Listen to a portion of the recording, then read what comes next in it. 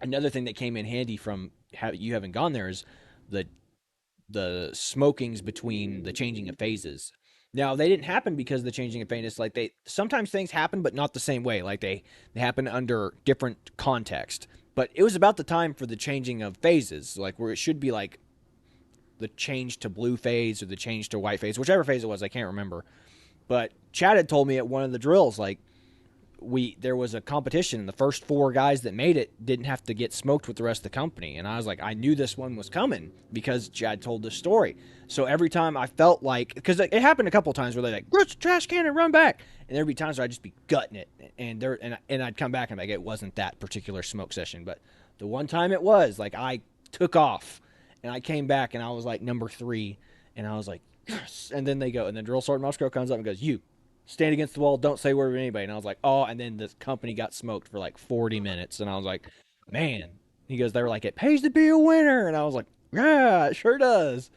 But like I said, that was just information I had that no one else did. Like, because people were just, they were just jogging it out. Because like, oh, we got to run to the track. I wonder how long this is going to go on for. And I'm sitting there just like, just running as hard as I can. And like I said, that worked out for me pretty well. So yeah, and then you got the defact times, which are always fun. Yeah, that first time, like we didn't go to the defact for like 3 weeks or a month almost, and when we finally got to go, the chow there was fantastic compared to hot A's or MREs. Mm-hmm. And first time we went, that's the shark attack now is the first time you go to the chow hall because they get to yell and scream at you, and their girls are just crying, like they just can't handle it, and it's because I think they're gonna be able to eat in peace. No, they're on you the whole time going through the chow line, and then you only get like 5 minutes to eat, if that. So that was fun watching just all the kids just react to how the drill sergeants were doing stuff. It was just it was neat. It was a fun time. Oh man, We always joked that we should make a dinner experience like basic training. yeah. Get people in, get them Yeah, oh out real yeah. quick. Oh yeah. Oh yeah, man. It would be over real quick. Now gosh, what else we got going on? Okay, so during white phase, I got my rifle and I didn't do too well on the iron sights, but I'd always forget to change the sight from 600 to 300 or whatever because I guess your rifle can just get unzeroed and Well, I said some of the ones that they had there, like they wouldn't stay, or like they had to. They're they're old, well. they're good used rifles, but yeah. they're old, and sometimes. But I should have been more diligent and checked to make sure because my iron sights I didn't do very well on zeroing my irons, but when I got that red dot on there, man, my rifle was the best rifle in the company, and they all knew it too. Like the drill sergeants, the cadre. So we would go to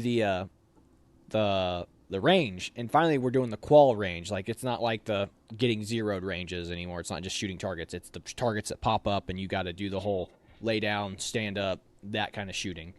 And I do one range day, and I guess I could tell. I'll start with this. So one day I'm out the range, and I meet I meet an enlisted sergeant and and the XO, and the enlisted sergeant comes up to me, and he's just looking at me, and he goes, "Why?" And I didn't know who he was. Like he was never around, but it was Drill Sergeant Haney, and he was around a lot more whenever Chad was there. But he was only there for like the rifle stuff whenever I was there. So he just walks up to me. So I didn't know who this guy was at all, but he's just like, "Why do I know you?" This drill sergeant who I'd never seen before, and I was just like, "Uh, were you a drill sergeant here last cycle, sergeant?" He's like, "Yes, I was," and I was like, "Well, you might have saw my twin brother." And he goes, "That would explain it." So that was my introduction to Drill Sergeant Hayden because like he was just staring at me. And he was like, "Why do I know you, trainee?" And I was just like, "My twin brother was here last cycle." He's like, "Okay, now I understand."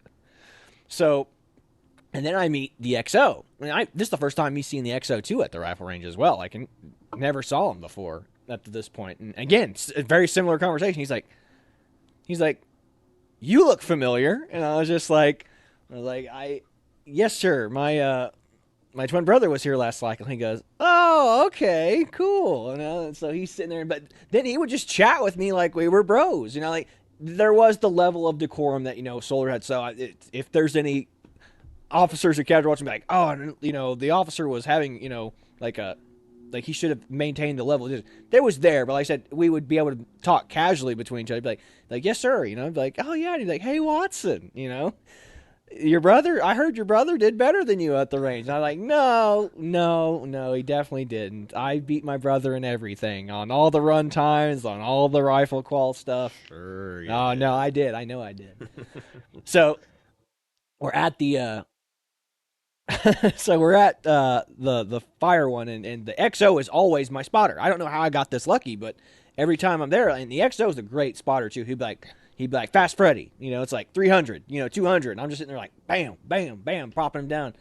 But on my first try, I missed Fast Freddy, and he's like, Watson, you missed the easiest target twice. And I was like, oh, I had tunnel vision, sir. I was just looking down the lanes. He goes, don't let it happen next time.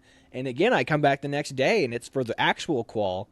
And, like, he's my spotter again. And I was like, heck yes. So he's calling. He's like, Fast Freddy. And I'm just like, bam, bam, bam. And he was like, and the lieutenant's like, he's getting out. He's a captain now. He's getting in. He's like, yeah. And he's like, So I said, he's like, 300, and I got, and before, oh, gosh, I should have mentioned. So before I went out onto the range, I passed the CO. I passed the lieutenant, or Captain Scarborough. He's the company commander. Mm-hmm. And he's like, Watson, if you don't qual expert, I'm kicking you out of the company. And I'm just like, oh crap, I don't want to go to another company. Like, and he says the worst company to do is like Charlie Company, which is like the one that they live in, like the ghetto over there in. They live in the trailers. They live in the trailers. Yeah, it's crap. So he was like, yeah, I'm gonna transfer you to Charlie. They're always looking for good recruits down there. And I was like, okay, sir, I will do my best. And so, and then the XO is the one who's spotting for me, and he's getting so into it, he forgot to like count the number. He's like, I think you're one short. And I was like, dang it. I'm one short of expert. I didn't get 30 out of 30. Or is it 32 out of 32? There's 40 on the range, but like 32 or 33 is expert. Yeah. So it's been too long since I've been. I haven't been to a range in ages. But so anyway, I was like, what was my number, sir? And he's like, I can't remember, So I was like, oh, well. So I was like, I don't think I got it, sir. And he's like, that's okay. Charlie Company's always looking for good trainees. And I was like, crap. So I come back, and then I stand in line, and they're telling us where our scores are. And finally, one of the other lieutenants walks up to me and goes, good job, expert. And I was just like, no way. So I walk up, and I go back to this, and I just go, sir. And he's like, what do you want, Watson? I was like, a qualified expert. Just wanted to let you know. And he was like, well, guess you get lucky sometimes. And I was like, oh, man. Can't even get a win from the CO. Well, you have another good story with the CO. Oh, yeah. No, but we're not even finished with this one yet. So okay. I go and sit down. I put my rifle, stack my rifle in the pile. I'm just sitting there in the bleachers waiting to go. I mean, then all of a sudden, we're all done. Like, all the candidates have completed their qual for the day. Oh, that's right. And there's still ammo to shoot. Mm-hmm. So all the officers are going to shoot some ammo and do a qual. And all of a sudden, I just hear the XO yell. He goes, Watson, where are you? And I was like, and I'm sitting there like, who is yelling at me? So I get up and I go, I'm trying to figure out who it is, and I see it's the officer, and I'm like, yes, sir. What? Yeah. And he's like, give me your rifle, quick. And I was like, yes, sir. Because he knows, like he knows my rifle's dialed in. He's like, this is good. Like he's gonna crush it. So all of a sudden, I just hear Watson, and it's the CO, and then you see the XO. He's like, no. He's like, never mind, I'll find another rifle. Go give your rifle to the CO. And I was like, oh, that sucks. He wanted my rifle to shoot. And like I said, what's funny is they're like, you're sitting there thinking we get to watch all the officers and the stuff shoot. And they're like, candidates, turn around. And we all have to face the wall or the road the other direction while they're shooting. So we can't see how well they do. Mm. And of course, they all go, yep, got 40 out of 40, like perfect. We all are experts, and everyone's like, get out of here, and then the drill sergeants go, and then my lead drill sergeant, Sergeant Johnson, he takes my rifle, and he comes back and goes, Watson, your rifle is straight bussin', boy. And I was just like, yes, drill sergeant, I know, it's dialed in. That's funny. Yeah. So, but yeah, again, so it wasn't the first time. So again, I'm the jokester. I just like to make jokes. And one time we were doing a workout, and we got to do these fun workouts in First Platoon, like where they would you'd pick somebody's name. So I'd be like with Jones, and Jones would take my name. And for every letter, there was like a workout assigned to the letter. So you'd walk up to this board, what letters, like you could do like 25 lunges for, the letter W or whatever. So you would do these workouts assigned to the person's letters. name. Yeah. So we're doing that, it's like, and there's like one where you get to do curls. So I'm doing some curls, and I actually have like a 25 or 30 pound curl bar, and I'm sitting there curling, and again, I'm just trying to make people laugh and have fun. So like I quoted Anchorman, the CO's over there too, and I just like 989, 999, 1,000, and I like, and I said it the way down. I was like, I don't know if anybody just heard. I just did 1,000 just now. And I could see the CO, like he turned his head and walked away. I could tell he was laughing.